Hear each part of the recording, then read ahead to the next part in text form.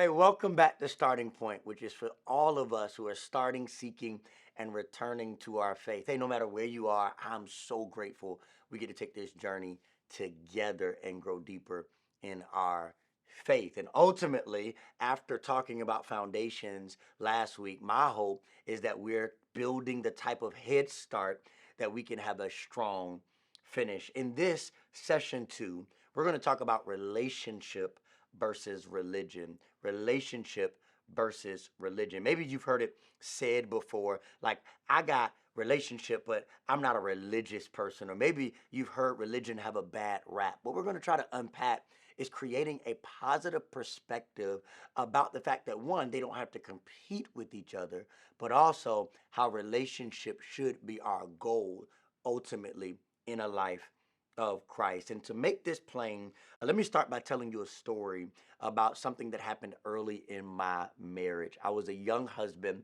and as you could imagine, I was really excited to do things for my wife, but I always had an ulterior motive. Don't judge me. I'm just being honest about where I was. And so there would be these moments where I would cook or I would clean, but I had an expectation that tonight was going to be a good night. I just hear the Black Eyed Peas song playing in my head. I got a feeling that tonight's going to be a good night. And so these things are happening, and I'm getting frustrated. I'm confused. I'm like, man, I cooked and I cleaned and I took out the trash and I cut the grass, but it wasn't always showing up as a reward that I expected. And as a result of this, I remember praying to God one time and God asking me, Vernon, are you doing these things because you love your wife? Or are you doing these things because you're wanting something from your wife? Now, I remember sitting and saying, God, I think I'm doing them because I want something. And I don't know where you are today. Maybe you can be honest with yourself. But one of the things that happens in a life of faith is that we often can come to God. And if we're not careful, we can come into a relationship with Christ wanting a lot. But God said, but will you do some things just because you love me? It is in the beauty of that tension that we should find not only expectation for what God can do, but excitement about just knowing and loving who God is. That is the power of relationship. And hear me, that is the only way to worship God. That worship is really about a few words. It's about affection, adoration, and attention. I'm going to say it again. That worship at its core is really about our affection, our adoration, and our attention. What are we affectionate about? Right? We express our affections to people, to family members, to loved ones. Does God hear our affections? Does God feel our affection, our appreciation, adoration? Are we amazed at the beauty of who God is and the power of God's splendor and wonder? And this idea of attention, like in a culture where we all have attention deficit to some degree, full of distractions, full of this, full of that, busy, rush, phones in our hands, social media, mass media. God says, when do I get your attention? Hear me, because worship is not a location. It's a lifestyle. And it is our lifestyle that helps us build our relationship with God. It shows up in how we talk, shows up in how we live, shows up in all the ways of our life. This is what Colossians 3:23 through 24 says. It says, whatever you do, work at it with all your heart, affection, attention, adoration, as working for the Lord, though, not for humans, since you know that you will receive an inheritance from the Lord as a reward. It is the Lord Christ you are serving in all things. And here's what God said to me at this point in my marriage. He said, Vernon, you've done a lot for your wife for a human reward. But here's what I want you to do. I want you to do it for her as unto me.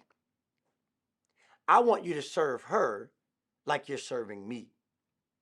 And it is through your relationship with me that you will be able to love her better.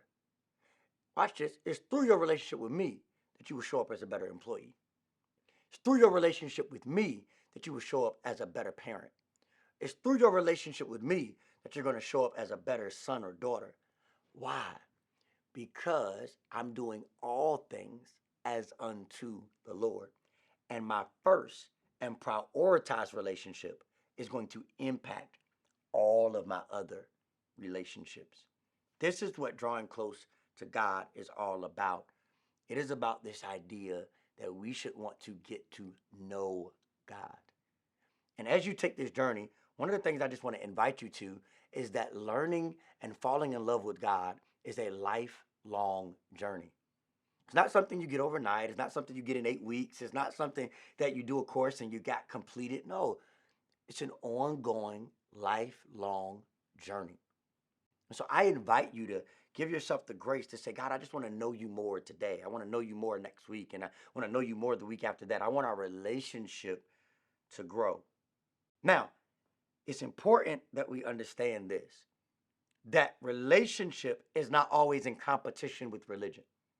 And in our culture, I think we understand that religious behavior does not automatically equal healthy relationship. That if some of us be honest, we've seen people who've known all the religious commentary, all the religious routines, and yet we haven't seen that show up as fruit or behavior in their life. And that's not what I'm talking about. But I do think it is imperative that we understand the idea of what we would call religious or doing something religiously and how that can build you relationally. What do I mean? If you want to get healthy in your body, you go work out religiously. And as a result of working out religiously, you grow in seeing the fruit of your physical health. Financially, if you want to grow with your savings account or your financial goals, you would save religiously. And as you practice something religiously, it produces fruit in your finances. Hear me. Religion is not all bad. Religious practice is like going to church, reading your Bible, studying and fasting, devotions in the morning. These are religious practices, things we can do religiously that will bring us closer to God relationally. And so I want you to be very careful not to put religion in the bad box. That there are some practices and some disciplines that will help to develop your relationship with God. Religion is not all bad, it's just not enough. Hear me. Religion may lead you to church, but only relationship will lead what you get in church to work through you. Religion can learn songs and lyrics, but relationships allow those lyrics to become anthems of your heart. Religion will have you open up your Bible, but relationship will allow those words to come to life and become imprinted on your heart. Relationship says, I love you. Religion says, I have to. Relationship says, I get to serve you. Religion says, I got to go to church and serve. Relationship says, I'm committed to this. Religion says, it's conditional and circumstantial. So I want to encourage you today to pursue relationship with God. Tell you a quick story. I had a friend of mine who was engaged to be married, and he went on a business trip and began talking about the fact of there were different people that he was engaging with who they might have been flirting. And he was like, hey, Vernon, how do I get people to know that I'm in a relationship, that I'm committed without a ring? I looked back at him and said, you don't need a ring to prove that you're in a relationship. Your boundaries prove that you're in a relationship. Your conversations and the nature of them prove you're in a relationship. The way you change the way you interact with people proves that you are in a relationship. What the question we all have to ask is, does my life look like I'm in a relationship?